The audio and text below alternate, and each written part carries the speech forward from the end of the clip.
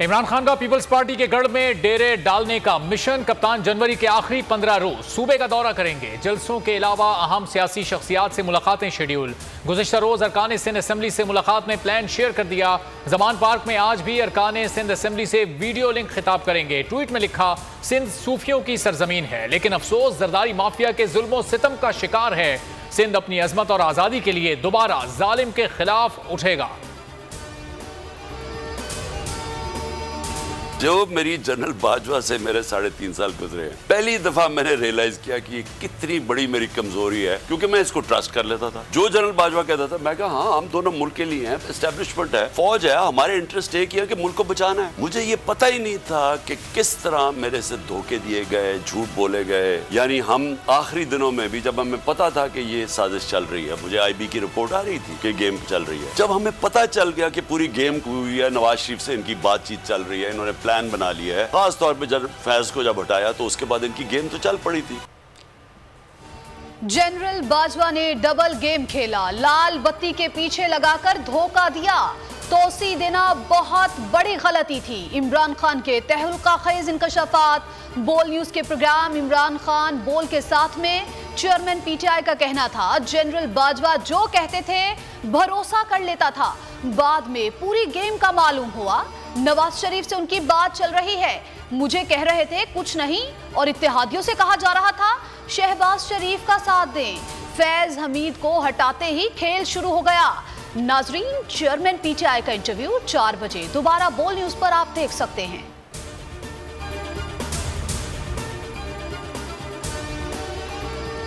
मैं सिर्फ ये कह रहा हूं कि हम आउटसाइड हम किधर तक देखना चाहते हैं, मार्च। अगर तो मार्च के एंड तक आप तैयार हैं इलेक्शंस के लिए तो हम रुक जाते हैं, नहीं तो हमने फौरी तौर पे असेंबली डिसॉल्व करके पंजाब और KP में ये क्लियर है कि उन्होंने मुझे पूरी अथॉरिटी दे दी है, जिस दिन मैं चाहूँ असेंबली डिसॉल्व हो जाए।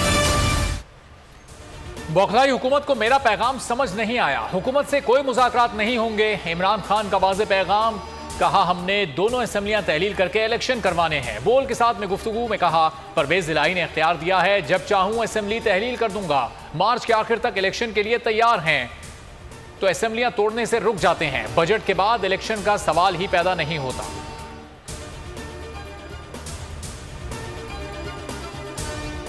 इमरान खान के साथ पूरी तरह खड़े हैं, वो जिस वक्त कहेंगे असेंबलियां तोड़ देंगे। वजीर आला पंजाब परवेज इलाही का बोल न्यूज को इंटरव्यू। सीनियर एंकर पर्सन समी इब्राहिम से बात करते हुए कहा, इमरान खान सच्चे आदमी हैं, शहबाज शरीफ एक्सपोर्ट हो गए, नवाज शरीफ वापस नहीं आएंगे। अगर वापस आ भी गए तो उनकी कोई हैसियत नहीं होगी। अस्करी क़यादत की तब्दीली से आने वाले दिनों में मुस्बत असरात होंगे। इंटरव्यू आज रात 8 बजे टेलीकास्ट होगा। असेंबलियां टूटते और मुल्क को इलेक्शन में जाते देख रहा हूं। इमरान खान 30 दिसंबर तक इलेक्शन की तारीख लेंगे या असेंबलियां तोड़ देंगे। शेख रशीद की बोल न्यूज से खुसूसी गुफ्तगू। कहा, उम्मीद है चौधरी बरादरान इमरान खान के साथ खड़े रहेंगे। पिंडी में रहता हूं, उड़ती उड़ती खबरें सुन रहा हूं, कुछ ना कुछ हो सकता है। बॉल PDM के कोर्ट में है।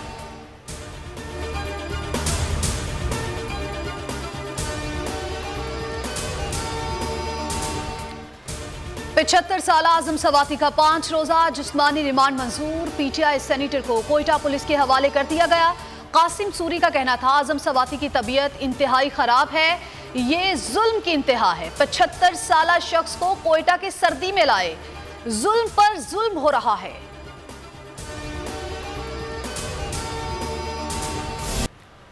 आज़ाद कश्मीर और गिलगित बल्तिस्तान पर भारतीय क़यादत ने इंतहाई गैर जिम्मेदाराना बयानात दिए। वाज़े कर दूं, पाकिस्तान की मुसल्लह फ़ौज वतन के एक एक इंच का दिफा करेगी। आर्मी चीफ का अगले मोर्चों पर जाकर 2 टोक ऐलान। जनरल आसिम मुनीर ने LOC पर फौजियों के बुलंद हौसले, पेशा वराना काबिलियत और जंगी तैयारियों को सराहा।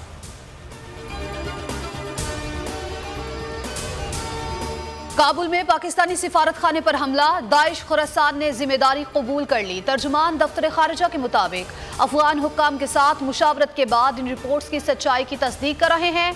हमला याद दहानी है, दहशतगर्दी से अमन इस्तेहकाम को शदीद खतरा है।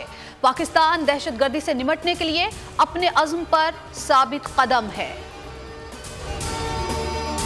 देखिए भाई, क्यों चल रहा है ये तो मेरे ख्याल है सब जानते हैं, ठीक है ना। ये केस को आप यूँ समझ लें कि जाली केस जो है इस तरीके से कि ये इन्होंने हम पे चीटिंग का, फ्रॉड का 420 का एक मुकदमा बनाया, ठीक है जी। यानी कि हमने किसी को चीट किया। पूरे पाकिस्तान, पूरी दुनिया, इनको एक आदमी ऐसा नहीं मिला जो ये कहे जी हमने इनको चीट किया। तो इसीलिए इनके तफ्तीशी ऑफिसर ने बाद में वो स्टेटमेंट जमा कराया। वो स्टेटमेंट ये नहीं था कि जी हमारे खिलाफ एविडेंस नहीं मिला, वो स्टेटमेंट ये कि जी कोई क्राइम ही नहीं हुआ, सोचें आप जुल्म।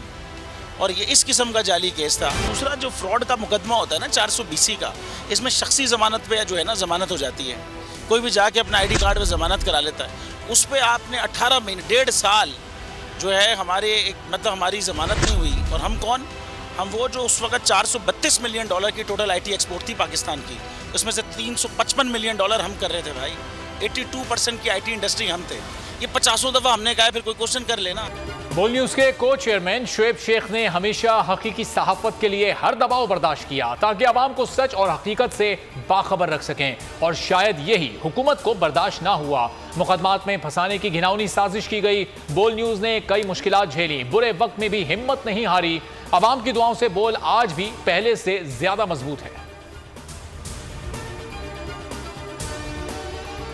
ये जो सरबराह है, नुमाइंदा चुनाव है, उसका यही वजह है तो बस वोट के लिए उसके मैं आवाम हूँ, मैं खाने पीने के लिए मैं जो हूँ सो मुश्किल में उसका आवाम ही नहीं हूँ। सैलाब गुजरे, 4 माह गुजर गए, मुतासरीन की मुश्किलात कम ना हो सकी। सर्द मौसम ने परेशानी दोहरी कर दी। सिंध के कई देहातों से अब भी पानी का निकास ना हो सका। कई खानदान खुले आसमां तले जिंदगी गुजारने पर मजबूर।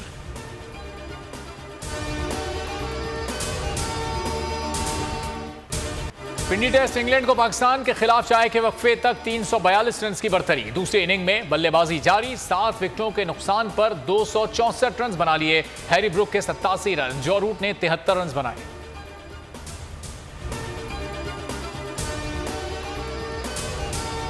फुटबॉल वर्ल्ड कप में अमेरिका का सफर तमाम हुआ। नेदरलैंड्स ने मुकाबला 3-1 से जीतकर क्वार्टर फाइनल में जगह बना ली। 2 बार की आलमी चैंपियन अर्जेंटीना ने ऑस्ट्रेलिया को 2-1 से जेर किया। आज फ्रांस, पोलैंड, इंग्लैंड, सेनेगाल से टकराएगा।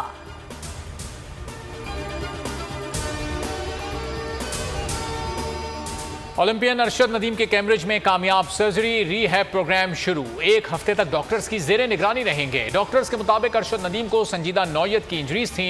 उम्मीद है जल्द मुकम्मल फिट हो जाएंगे।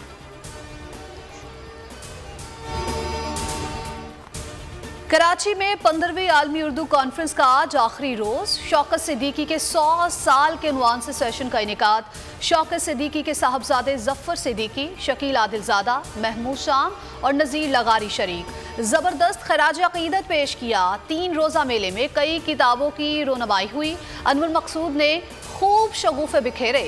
आलमी मुशायरे में सलमान गिलानी की शायरी मुस्कुराहटें बिखेरती रही।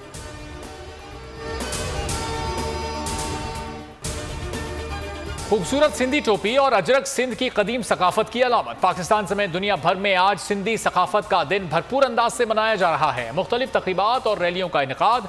शहरी रिवायती लिबास पहनकर सकाफती प्रोग्राम्स में शरीक। फोक गीतों पर रक्स। आसिफ जरदारी और बिलावल भुट्टो की मुबारकबाद। अमरीकी और जर्मन काउंसिल जनरल की भी मुबारकबाद। कम खर्च बाला नशीन। भारतीय शहरी ने 6 निशस्तों वाली इलेक्ट्रिक साइकिल बनाकर सफरी मुश्किलात का हल निकाल लिया।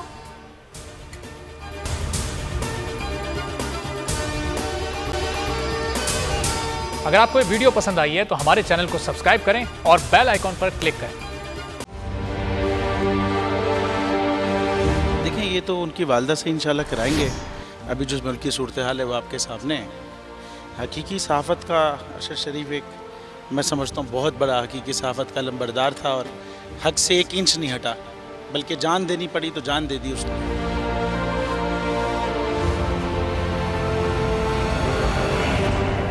तो ये यादगार क्या हमारे दिलों में रहता है। ये तो सिर्फ एक दस्तक देती रहेगी यादगार। मैं समझता हूँ कि जो रुके तो कोहे गिरा थे हम, जो चले तो जहाँ से गुजर गए, रहे यार हमने कदम कदम तुझे यादगार बना दिया। ये अरशद शरीफ के लिए मेरे ख्याल में लिखा गया है।